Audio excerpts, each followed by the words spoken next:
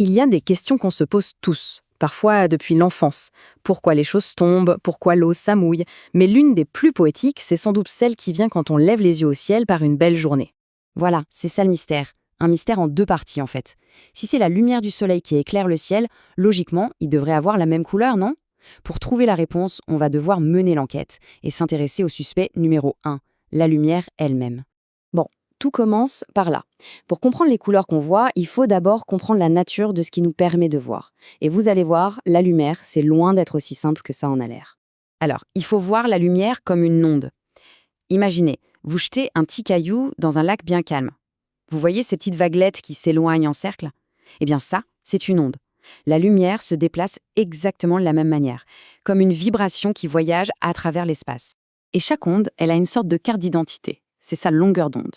C'est tout simplement la distance qu'il y a entre deux crêtes de la vague. Pour la lumière, cette distance est absolument cruciale, parce que c'est elle qui va dicter la couleur que notre œil va percevoir. Et voici la palette de couleurs de la nature. La lumière qu'on est capable de voir, ce qu'on appelle le spectre visible, ça va du rouge, avec ses ondes longues et plutôt lentes, jusqu'au violet, avec des ondes super courtes et très rapides. C'est vraiment le point à retenir. Le bleu et le violet ont des longueurs d'onde courtes. Ok, donc on sait que la lumière est une onde, et qu'elle file tout droit. Mais, que se passe-t-il quand quelque chose vient perturber son voyage? Ah, c'est là que ça devient vraiment intéressant.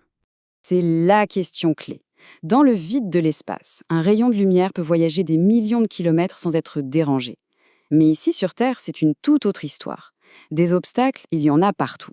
Quand la lumière percute quelque chose, il peut se passer en gros 3 phénomènes.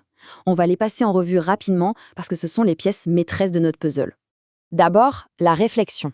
Ça, c'est facile, c'est l'effet d'un miroir. La lumière arrive et elle repart de façon très propre et ordonnée. Ensuite, il y a la diffusion. Là, c'est beaucoup plus chaotique. Pensez à votre peau, par exemple. On ne voit pas son reflet dedans parce que la lumière qui la frappe est renvoyée dans tous les sens. C'est pareil pour le brouillard qui disperse la lumière des phares d'une voiture. Et enfin, la réfraction.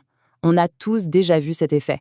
C'est ce truc un peu bizarre qui donne l'impression que nos jambes sont cassées dans une piscine.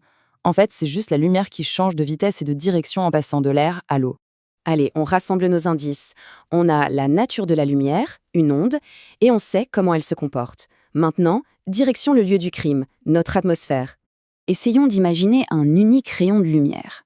Il parcourt 150 millions de kilomètres tout seul dans le vide, et puis d'un coup, il heurte un mur invisible, notre atmosphère. Et ce mur, il est loin d'être vide.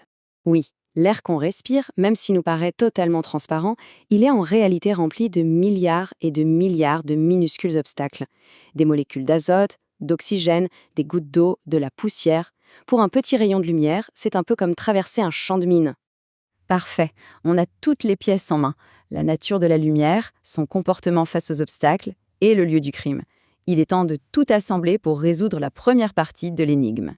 Et c'est là que tout se joue. Le point crucial, le voici. Il se trouve que les molécules de gaz dans notre atmosphère, par leur toute petite taille, sont comme spécialisées pour interagir avec la lumière de courte longueur d'onde. Elles agissent comme des mini-flippers cosmiques qui ne renvoient que certaines billes. Et quelles sont les couleurs qui ont les longueurs d'onde les plus courtes? Le bleu et le violet. Exactement. Ces couleurs sont donc captées et renvoyées dans absolument toutes les directions par toutes les molécules de l'air. Résultat, elles se répandent et remplissent littéralement tout le ciel. Cette phrase, elle résume l'idée à la perfection. Le ciel en lui-même n'est pas une chose bleue. C'est un espace rempli de diffuseurs microscopiques qui, une fois éclairés par la lumière blanche du soleil, créent cet effet de brouillard lumineux de couleur bleue. D'accord, le ciel est bleu parce que la lumière bleue est éparpillée partout. Mais ça amène une autre question. Qu'est-ce qu'il advient du reste de la lumière? C'est ça, la clé pour comprendre pourquoi le soleil nous paraît jaune. Alors là, attention, petite révélation. Le soleil n'est pas jaune. En réalité, sa lumière est un mélange de toutes les couleurs de l'arc-en-ciel, ce qui donne du blanc pur. D'ailleurs, les astronautes en orbite, eux, le voient parfaitement, un disque d'un blanc éclatant sur le fond noir de l'espace. Alors comment est-ce qu'on passe du blanc au jaune? Eh bien, c'est une simple soustraction. On prend la lumière blanche qui part du soleil, on enlève toute la lumière bleue qui a été éparpillée pour colorer le ciel, et on regarde ce qu'il reste.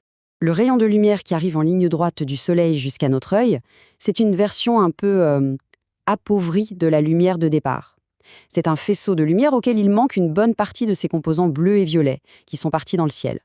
Et voilà, le fin mot de l'histoire. Notre cerveau, quand il reçoit ce cocktail de couleurs restantes, c'est-à-dire surtout du rouge, de l'orange, du jaune, un peu de vert, il interprète ce mélange comme étant jaune. Le soleil nous apparaît jaune, non pas pour ce qu'il est, mais pour ce qu'il manque à sa lumière quand elle arrive jusqu'à nous. Au final, le bleu du ciel et le jaune du soleil sont les deux faces d'une même médaille, la diffusion de la lumière par l'atmosphère. Mais évidemment, ça ouvre la porte à plein d'autres questions fascinantes. Comment la réfraction de la lumière dans les gouttes d'eau crée un arc-en-ciel, par exemple? Et d'ailleurs, pourquoi le rose n'est-il pas dans cet arc-en-ciel? Mais bon, ça, c'est une histoire pour une autre fois.